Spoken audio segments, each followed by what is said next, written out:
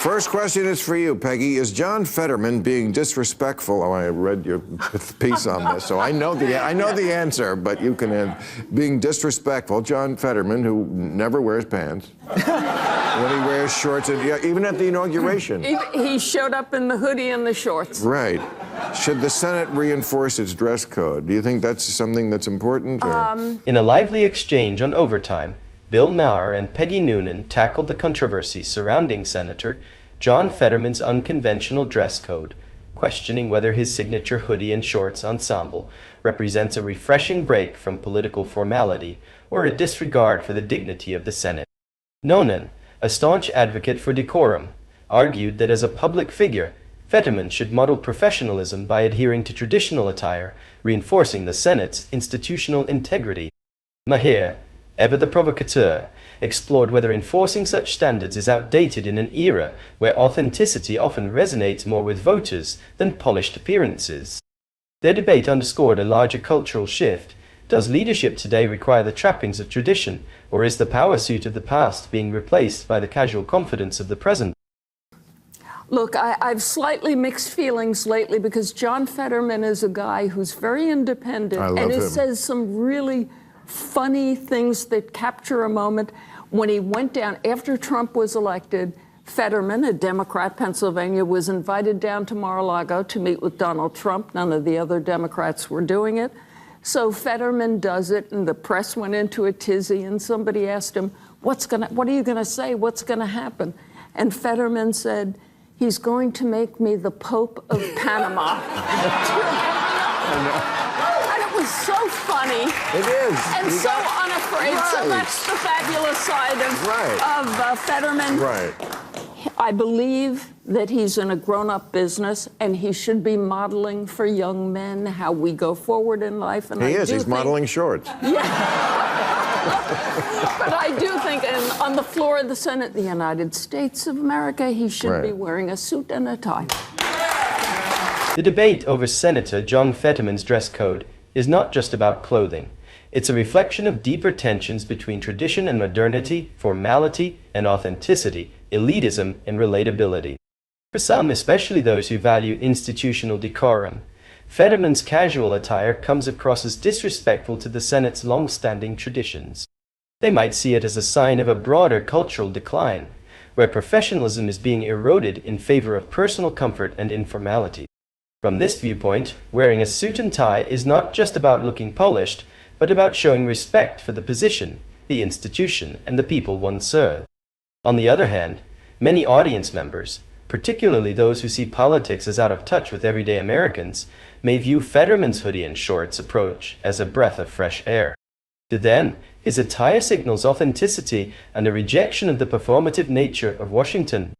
In an era where many politicians seem scripted and disconnected from the struggles of ordinary people, Fetterman's choice could be seen as an act of defiance against rigid norms that often serve to separate politicians from their constituents. For these viewers, his clothing is not a sign of disrespect, but a message that he is not playing by the old rules of power. What do you think, Max, of Trump pardoning the founder of Silk Road, the dark web trading site, which was dubbed the Amazon of drugs? Tell us what it is first. Yeah. Okay, I mean, this is part of a bigger picture, which is the rise of crypto, which is the ultimate dark money. And the reason that crypto is now so popular is because we are now in a tech broocracy, right? This is where the super rich are going to run everything. You write about this too. And Silicon Valley, you don't trust them. No. I mean, they're running everything, and they need a dark money way to pay for everything that nobody knows about, right? This is how geopolitics is going to be conducted, certainly while Trump is in office. It's going to be conducted with Putin saying, well, listen, let's say if meme coin just happens to get $1 trillion, maybe Ukraine will happen to disappear. And that's what's going to happen. That's how these super rich are going to pay each other, and we will never know. But this guy who was on Silk Road, the Amazon of drugs, it was not just crypto. Oh, no. It was crypto being traded for anything, right? Well, crypto is is the currency of evil. Of criminals, yes. It is. Crypto is the currency of evil. It's where you can deal in drugs, child pornography, terrorism, everything that's dark. I mean, the reason we haven't had another 9/11 is because after 9/11, we followed the money. We saw how the terrorists were getting paid, where the bank accounts were, who was funneling money. We know that also with Gaza. We know the money that came in for humanitarian aid to build Gaza after the Israelis left in 2006 went into the coffers of the Hamas leadership, right? Once that goes into crypto... The discussion surrounding Donald Trump's pardon of Ross Ulbricht, the founder of the Silk Road, unearthed deeper concerns about the unchecked power of cryptocurrency. Max Brooks strongly criticized the decision, arguing that Ulbricht's creation, once dubbed the Amazon of drugs, was not just a marketplace but a symbol of the dark potential of crypto-based economies. While some libertarians and crypto enthusiasts hail Ulbricht as a pioneer of digital freedom, Brooks framed his actions as emblematic of the dangers of a system that allows illicit transactions to thrive outside of government oversight. At the core of Brooks' argument is the belief that cryptocurrency is more than just an alternative financial system. It is a tool that enables illegal activities with impunity.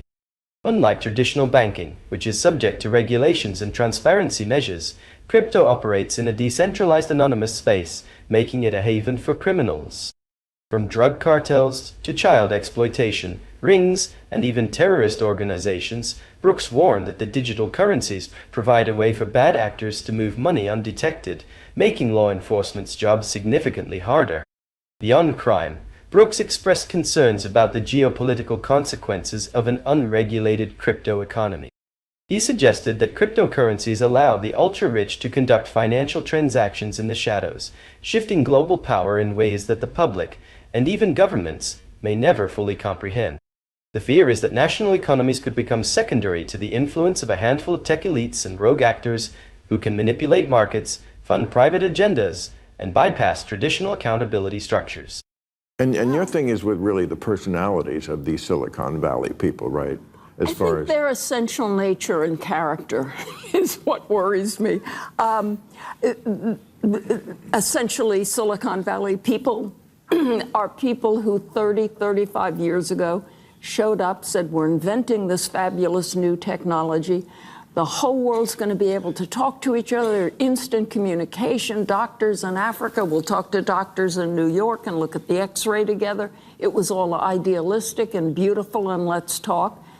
But when you look at the record for the past 30 years, you see what could possibly go wrong? Yes, oh my gosh. You see a record of cynical self-dealing. You see, the data comes into the office that children are becoming mentally ill, depression and anxiety on Instagram. And Instagram essentially says, what should we do about that if the problem is the algorithms?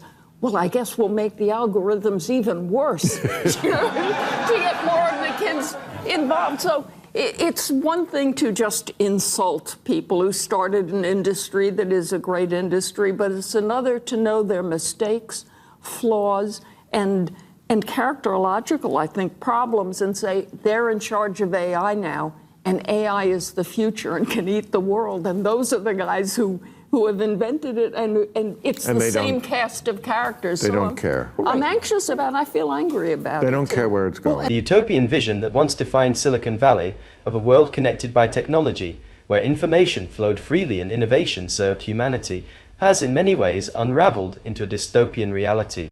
Concerns were raised about the unchecked power of tech elites, whose influence extends far beyond gadgets and apps into the very fabric of global society.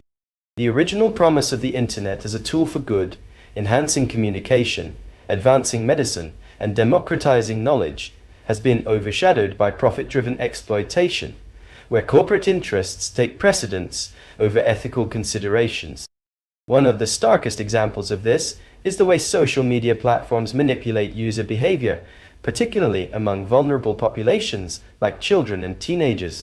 Rather than prioritizing user well-being, tech companies design their algorithms to maximize engagement, often at the expense of mental health. Studies have shown that excessive use of social media, particularly among young users, correlates with increased rates of anxiety, depression, and self-esteem issues. Yet, Instead of addressing these concerns responsibly, companies have doubled down on algorithmic strategies that deepen user dependence, turning mental health struggles into a business model. Beyond social media, the broader influence of Silicon Valley raises alarming questions about the future of democracy, privacy, and human agency. With artificial intelligence advancing at a breakneck pace and digital platforms controlling vast amounts of personal data, tech companies are no longer just service providers. They are power brokers, shaping everything from political discourse to economic market. The danger lies in the fact that these entities operate with minimal oversight, often sidestepping government regulation while making decisions that impact billions of lives. Thank you for watching and being a part of this conversation. If you enjoyed this discussion and want to stay updated on more thought-provoking debates, don't forget to like, share, and subscribe to the channel. Your support helps us continue bringing insightful content your way. Hit that notification bell so you never miss an episode. See you next time. Eine, Isen say.